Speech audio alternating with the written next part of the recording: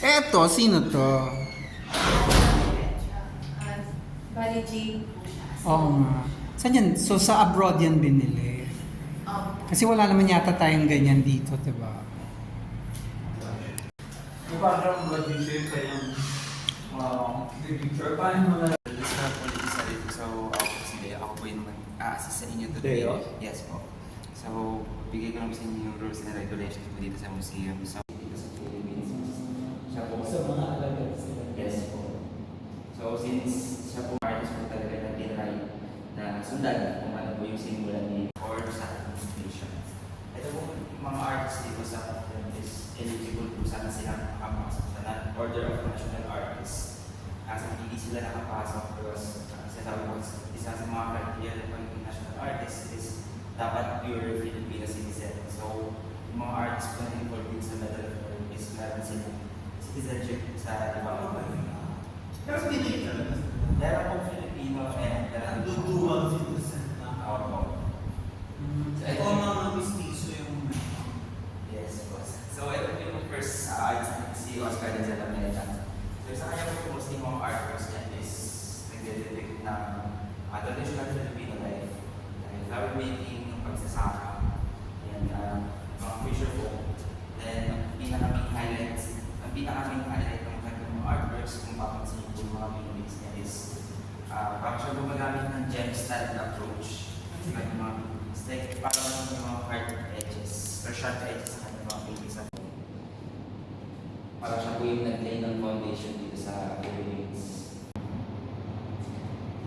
English language studies. Pero part na rin po ng curriculum namin is more on research. Yung kaya sa akin. Kasi ito siya, yung sa kanya po kasi mostly abstract. Manila, ang aming kaibigang Yumao PUP Manila. Ako sa pag-iyan kasi in-afford yung medal. Kasi naniniwala kasi si Lena sa akin na yung isang survey daw po is nag-represent ng isang group. mag-place mo siya kung saan sa Philippine Art History. Galing isang There po. So, cubism din po yung art style. Pero parang naging yes po. So, parang naging trademark niya na parang specific lang sa kanya na yung paintings niya mismo is parang may mga sharp edges, nagmumukha siyang korte ng mga diamonds, mga gems. Yes po. Pero all in all, ano siya, yung ginagamit niyang art style is cubism. So may parang may pagkamanan sana. Actually, ano po siya, student po ng Manansala. Yung style niya muna yun is na-adapt niya kay Manansala. Okay. So yun na yung transparent cubism pioneered by no less than Vicente Alexis. Yes. So ito naman yung next artist natin, si Juvenal Sanzo. So yung mga artists po kasi dito is mga Filipino na with dual citizenship sa ibang bansa. Except po dito kay Juvenal Sanzo. Kastila na siya. Yes po. So Pure. Spanish born siya. And known siya as a Spanish by birth but Filipino artist. So nakilala po si Juvenal Sanzo, ang kanyang mga paintings is mostly landscape or mountains or nature scenes. Hindi siya naturalize. Hindi po. Talagang Spanish national. Pero dito parang dito lang po siya na-design. And kung mapapansin niyo po yung mga paintings niya is merong sun or moon sa likod. So parang halos lahat ng kanyang mga paintings is meron na bilog sa background. So hindi niya po talaga i-specify kung ano po yung sunod. So parang yan ang kanyang signature. Yes po. So parang yun yung naging grade 1 niya. Yes po. So parang pag nature din, then yung mga circles or may Saturn sa background is kay Juvenal Sanzo. Parang mas much better.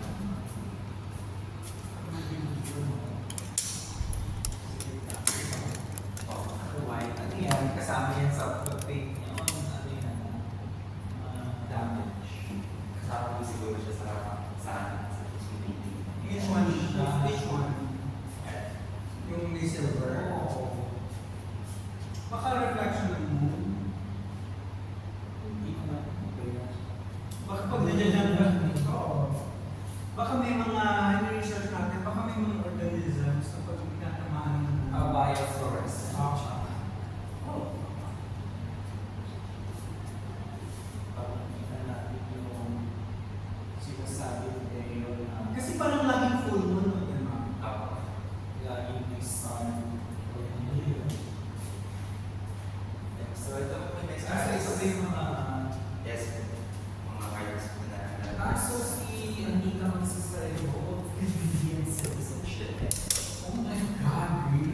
Anong citizen ni Anita Magsaysay ho? Canadian. Ha? Canadian. Canadian. Bakit na napuputol yung aking recording? Wala na yata akong Ito po kasi nasa po siya sa Philippines pa siya. So, parang ito yung sa mga una niyang words. Yes po. Hindi ko yan po yung most iba yung mga earlier words na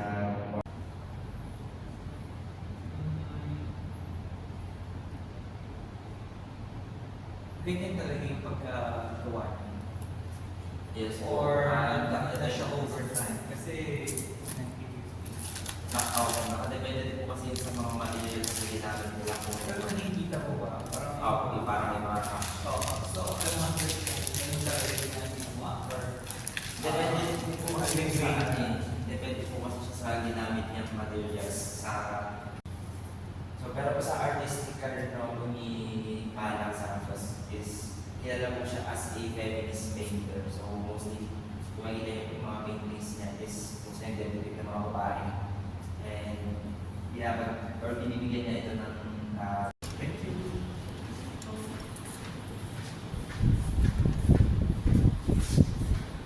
Here. Sa bagay, pero, di ba, kanina. yes. Tulad nito, 58, right? Yes. 53. So, ano mo, ma-place mo siya kung saan sa Philippine art history. Nang galing yung isang piece, diba? Yes. Kasi kailangan natin ng context. Okay, very well. Ayun po. So, actually dito po kasi nakilala sa akin yung mga ganitong paintings niya na cause parang space theme. Pero may mga paintings din po siya kalawag ito po sa gitna na ito po kasi nasa po siya sa Philippines pa siya. So, parang ito yung sa mga una niyang works Saan ba siya sa France po. French. So, ito po yung most iba yung mga earlier works na mga agricultural or mga magsasaka. Then, ito po yung sa taas, ito na po yung parang inadopt niyang art style yung time na nag-stay na po siya sa France. So, parang meron siyang Parisian style of approach. Ayan. Yes po, parang dramatic. Parang may pagka-dramatic yung approach niya na gumagamit siya ng mga colors, which is parang ito yung parang signature ng mga Parisian style paintings. Actually, magkaiba sila. Anong art style? Ito po not sure lang pero ito po kasing painting na ito is dito niya kabulan sa Philippines siya Kasi pinili. very common yung style na ito. Yes po. Sa anong college? Hindi ko lang po sure kung ano po siyang arts, kung ano po siyang art style. So, after research. Yes po. Tapos yung sa taas. Ayaw po ano siya, Parisian. Parang ilang po yung parang pinakatawag sa kanya. Wala impression. Impression. Yes po. Ano ba yan? Is that a self-portrait? Pero tingnan mo, ano ba yan?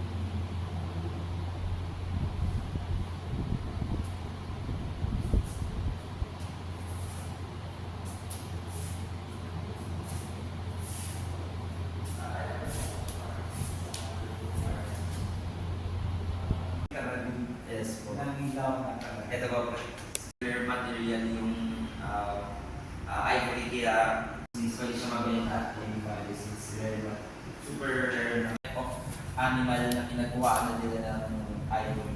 Kapag po naruti talaga puting-puting yung mga relics, is galing po siya sa tusk. Yung ivory na ginamit is galing sa tusk ng isang African elephant.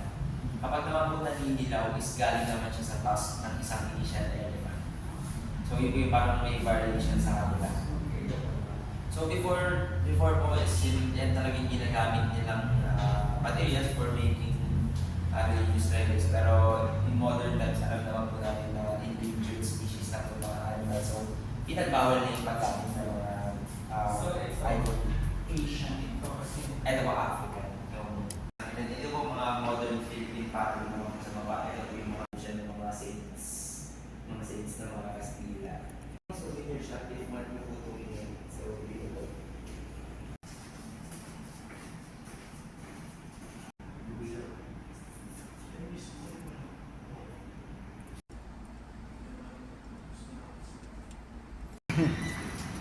Nagulat kami dito sa pagsabi.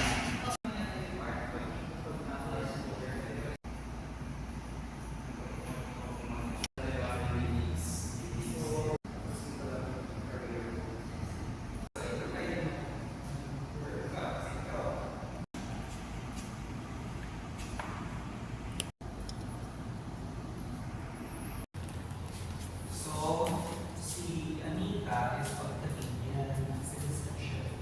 Simplicia, Savio, French naman. Pero expat siya in France. Yes. Spanish national talaga si Sanso.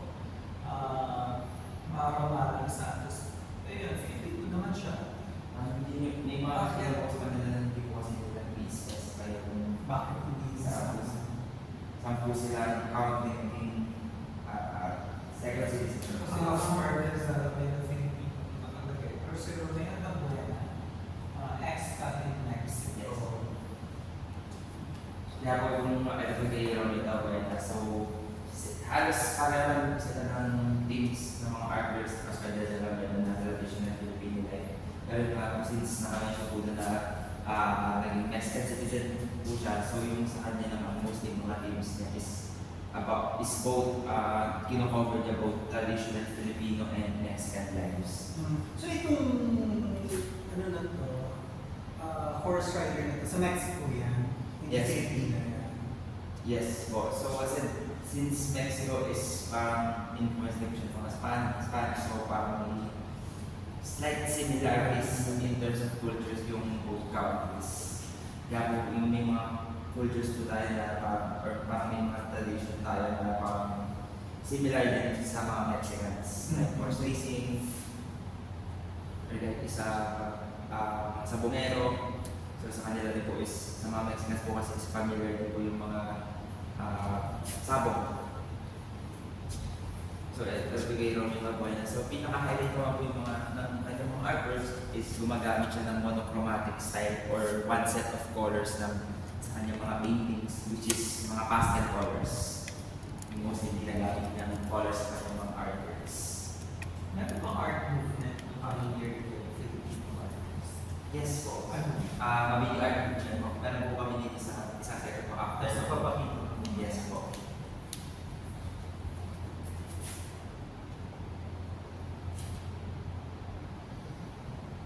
Ito po kasi sa atin, one is meron po tayong mabili art Pero movement. hindi makalagay yung mga title. Hindi. Saan yun? So ano rin siya? Curious. Yes po. Mostly po dito sa mga artist po natin sa presidential medal merit is mostly cubism po yung ginagamit. Bakit kaya sila naging curious? Bakit yung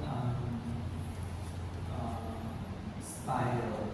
Kasi usually talaga kapag sinabing Filipino visual artist na hindi yung current, yung around yung several decades before, it's always parang choices, cubist. Ang daming like sensory casting. Lagi parang si Anita Lusaysay mo, right? Ang cue ko. Yung ano ko kasi sa kanila mostly yung parang mga years nila. Yung mga years na ng art careers nila, yung mga cubist artists nila dito is nasabay din po kasi sila sa pag-introduce or yung nasabay din po sila sa time period yung Vicente Manansala, which is si Vicente Manansala po kasi yung nag-introduce ng cubism dito sa Philippines. Siya po Sa mga alagad sila. yes po. So since siya po nag-introduce ng cubism dito sa Philippines, syempre bago po siyang trend in terms sa visual arts. So may mga arts po talaga na tinry na sundan kung ano po yung sinulat ni Vicente Manansala. Champion. Yes po. Para siya po yung nag-lay ng foundation dito sa Philippines. Sa kanila, alam mo. Uh, Sa kanila. mostly, hindi po. Most, ano po kasi ako na course ko po kasi is English Language Studies. Pero part na rin po ng curriculum namin is more on research. So kaya po, ni-research po sa art studies. Hindi po. More on, ano po, arts and letters, College of Arts and Letters, sa UP po. PUP Manila. Yes po. Galing ng mga PUP Manila. Ang aking kaibigan yung mga ako PUP Manila. Sa Santa Mesa po. Oo, si Mel's PUP. Anong art style ito? Ito na po yung ayon kay yung kay na sa akin. Kasi ito siya. So ito. Yung sa kanya po kasi mostly abstract cubism yung kanyang nilagamit na art style. Gusto na paggamit niya ng mga circles sa kanyang mga artworks. Mostly ito po yung mga themes ng mga artworks niya is mostly space theme or cosmic theme. And kung mapapansin, mahilig siya gumamit ng circles kasi naniniwala kasi si Lena sa akin na yung isang circle na po is nag-represent ng isang universe. So, multiple circles, so multiple different universes. So, parang siya. So parang multiverse. Yes, parang siyang concept ng universe. Nag-multiverse na siya during 2006. Ako sa kanya kasi in-afford yung Medal of Merit sa kanya. Pero ang kanyang works kasi walang sana suggestion, sana may typo and year. Yes, po. Hindi naman just a boy. Kasi nasa ang museum. Parang ito lang yung museum. Parang po nga. Isa sa just po yan. Kung ayaw nyo na isa-isang naka-ano yan, at least ba ito? May nasa, ano yan, naka-list na.